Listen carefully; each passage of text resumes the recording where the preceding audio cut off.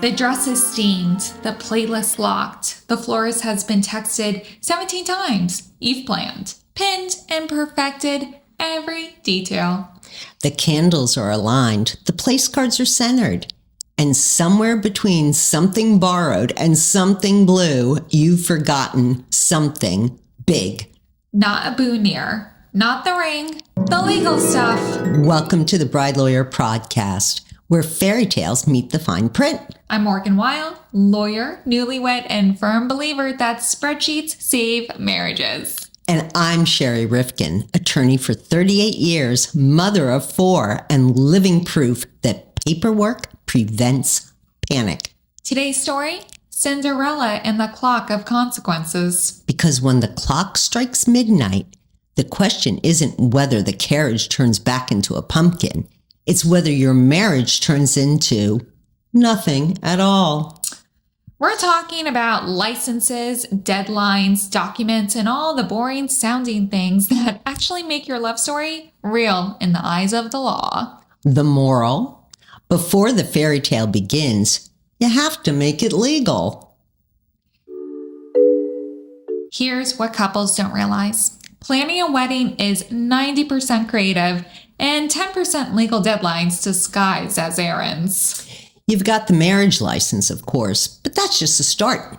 Think about travel plans, insurance changes, name updates, prenup agreements, and even your tax status. Yeah, the wedding world runs on emotions. The legal world runs on signatures and deadlines. And when those worlds collide, say a missing license, an expired ID, or a prenup that was never signed before the ceremony, that's when we lawyers hear the midnight bell. So today, we're giving you the countdown, your before midnight legal checklist, the things you must do before you walk down the aisle or risk finding out the hard way that happily ever after doesn't start automatically. At least in the eyes of the law. It's true. Let's start with Jake and Lily, one of our favorite oops stories. There always is at least one.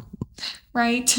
They planned a vineyard wedding, sunset ceremony, string quartet, the works, but they forgot to actually pick up their marriage license. They had an appointment. They were just 10 minutes late. Oh, exactly. The town clerk closed early that day, and there were no more appointments before the wedding period started. They panicked and called their officiant, who said, legally, I can't marry you. And they can't. They went ahead with the ceremony for show, but legally, it was just a very expensive dress rehearsal. Oh, they spent their honeymoon filing paperwork instead of sipping wine, doomed to get anniversary gifts on the wrong day for the rest of their life. Then there was Emily and Sarah, a same-sex couple who did everything right, except one thing. They both changed addresses and didn't update their IDs. The clerk couldn't verify their residencies, so the application got delayed. They had to push the ceremony 2 weeks and rebook half their vendors, change fees, and lost deposits, finding new vendors. What a mess. And then there was Jason and Priya, who didn't realize their friend ordained online wasn't registered in New York City. Gorgeous photos, but legally, they were both still single. The point? In the wedding world, love may conquer all. The legal details really matter.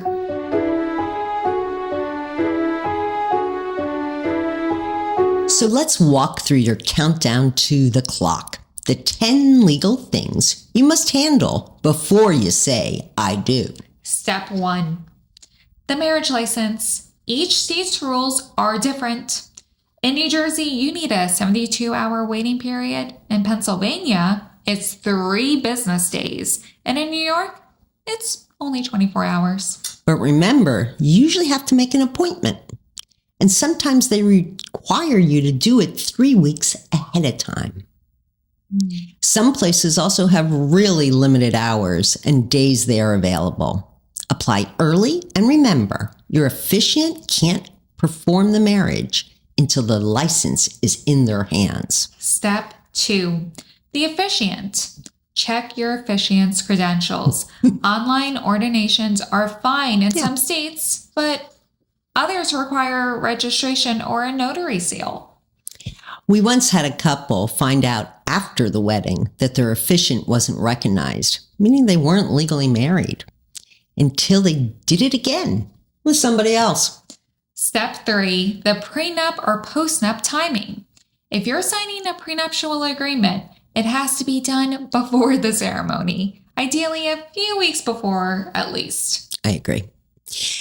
Not the night before the rehearsal dinner. If the clock chimes 12, a court might consider it being signed under duress. Absolutely. Step 4, your IDs. Make sure your IDs are current, not expired, not mismatched addresses. States like New Jersey require you to apply to the municipality one of you resides in. And if neither of you reside in the state, then you're going to apply to the town where you're getting married. Your ID proves where you live and if you're applying in the right place. Step 5, travel documents. Book flights in your current legal name, not your future one. TSA requires those tickets to match a passport or a real ID, not a marriage certificate, which you wouldn't have in time anyway. Right. Step 6, beneficiaries and insurance. Update your life, health, and auto insurance. Add your spouse where needed, and remove exes if you have them. True story. One woman discovered her ex-husband still listed her on his 401k, and his new wife wasn't amused. At all. You probably have to wait until you legally change your name to change your name on the policies themselves. But you can change the beneficiaries, especially once you're married. Step 7, property and title updates. If you own property together, you got to look at the title.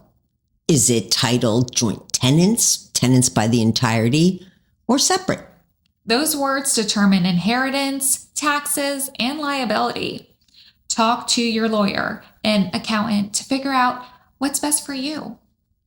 Step 8, vendor contracts and payments. Confirm everything in writing. This is imperative. Everything. Times, delivery, windows, and final payments.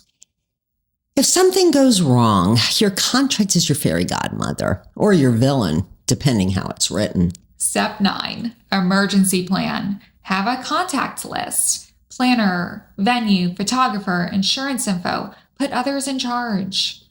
Accidents, illness, weather. Someone needs to know who to call when you're mid hair and makeup. Step 10, copies and cloud storage. Keep everything scanned with backup copies, IDs, license, contracts, insurance. Keep folders of originals. And label them clearly. Wedding docs is okay. Stuff is not. Here's your before midnight checklist, the short version. 1. Apply early for your marriage license. 2. Verify your officiant's credentials. 3. Sign your prenup early and calmly. 4. Keep IDs current and consistent. 5. Book your travel under your current legal name. 6. Update insurance and beneficiaries. 7. Confirm vendor contracts and payment schedules. 8. Assign an emergency contact. 9. Scan and store all, and we mean all, documents. 10. Pour a glass of champagne after you check off that list. So what's the moral of Cinderella and the Clock of Consequences? Before midnight, check your fine print.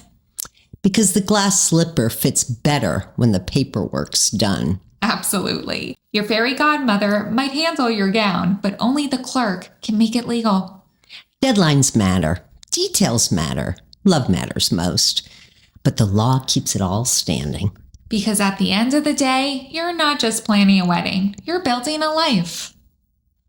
And the best way to start it is on solid legal ground. And that's it, the final chapter of the wedding files. But don't worry, season 2, the Newlywed Files, is just around the corner. Because the story doesn't end at I do. It just gets more interesting. Joint bank accounts, shared homes, maybe a baby or two, and plenty of fine print. Because love is magic, but the law keeps it real. I'm Shari.